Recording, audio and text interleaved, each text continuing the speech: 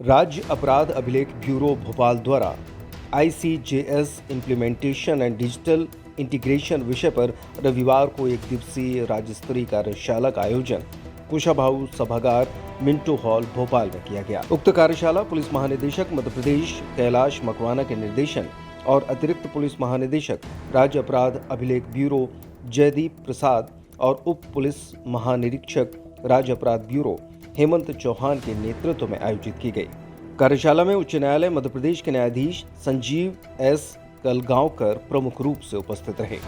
इस कार्यशाला का मुख्य उद्देश्य इंटरऑपरेबल क्रिमिनल जस्टिस सिस्टम यानी कि ICJS के तहत पुलिस अभियोजन, न्यायालय, जेल, फॉरेंसिक और स्वास्थ्य विभाग के मध्य डिजिटल समन्वय और डेटा इंटरऑपरेबिलिटी को सुदृढ़ बनाना तथा ICJS के इम्प्लीमेंटेशन में आ रही चुनौतियों, वर्तमान प्रणाली में मौजूद कमियों और उसके समाधान हेतु रूपरेखा तैयार करना है। ये कार्यशाला राज्य में नवीन आपराधिक कानून के डिजिटल और एकीकृत क्रियान्वयन की दिशा में एक महत्वपूर्ण कदम सिद्ध होगी। देखिए, आप सभी जानते हैं जो ICJS के तहत इंटरऑपरेबल क्रिमिनल जस्टिस सिस्टम के तहत डिजिटाइजेशन का बहुत व्यापक तौर पे हम लोगों ने काम करना शुरू किया है, जिसमें कि पुलिस थाना, प्रिजन्स, प्रोसिक्यूशन, FSL, मेडिकल और जो सभी पिलर्स हैं 5 पिलर प्लस 1 मेडिकल, वो सभी डिजिटल माध्यम से अब साक्ष्य को और जो जानकारियों को सीधे ट्रांसमिट कर रहे हैं, जो कि कोर्ट में जा रहा है। और जो क्रिमिनल जस्टिस सिस्टम में आपने देखा होगा कि जब हम इन्वेस्टिगेशन करते हैं तो साक्ष्य को एकत्रित करते हैं।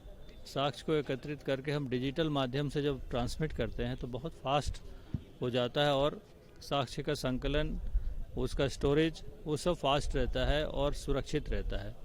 उसी प्रक्रिया को आगे बढ़ाने के लिए चूँकि बहुत सारे पिलर्स इसमें इन्वॉल्व हैं, तो बहुत सारा कोऑर्डिनेशन की ज़रूरत है, ट्रेनिंग की ज़रूरत है। तो ट्रेनिंग जो है हमारे जो IOs हैं, IOs के सहयोगी जो अधिकारी कर्मचारी हैं, वहाँ से ले करके प्रोसिक्यूशन में भी चाहिए, मेडिकल जो डॉक्टर्स जो मेडिको लीगल मेडले पार जिसको कहते हैं, मेडिकल रिपोर्ट जो लिखते हैं, उसका भी जो उनका ओपिनियन होता है वो भी महत्वपूर्ण होता है। कहीं कि कोई भी बॉडी ऑफेंस में हुआ या कोई एक्सीडेंट के केस में हुआ तो डॉक्टर का ओपिनियन बहुत इम्पॉर्टेंट होता है। FSL जो EFSL के थ्रू जो डिजिटल माध्यम से जो साक्ष्य का ट्रांसफ़र हो रहे हैं, जो एक्सपर्ट ओपिनियन हो रहे हैं, वो भी डिजिटल माध्यम से होना है। इस तरह से जो प्रिजन्स में भी आपने देखा होगा कि लगातार VC सिस्टम से जुड़ रहे हैं कैदी और कोर्ट का सिस्टम पूरा जुड़ रहा है।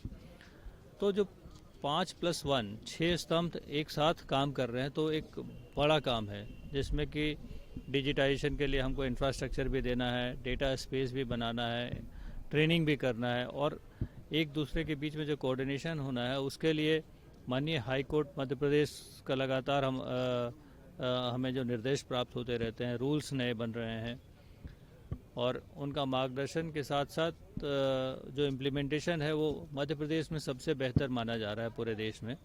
हम कई मामलों में पूरे देश में अग्रणी रहे हैं, जैसे कि ई समन्स और वारंट को हम डिजिटल माध्यम से ही सर्व कर देते हैं।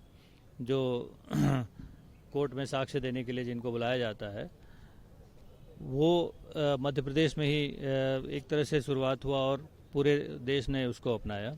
उसी तरीके से बेल एप्लीकेशन मॉड्यूल सिस्टम जो है BAMS, उसमें भी मध्य प्रदेश अग्रणी रहा है और जिसका हमारा जो तामीली प्रतिशत है वो 80% से ज़्यादा है।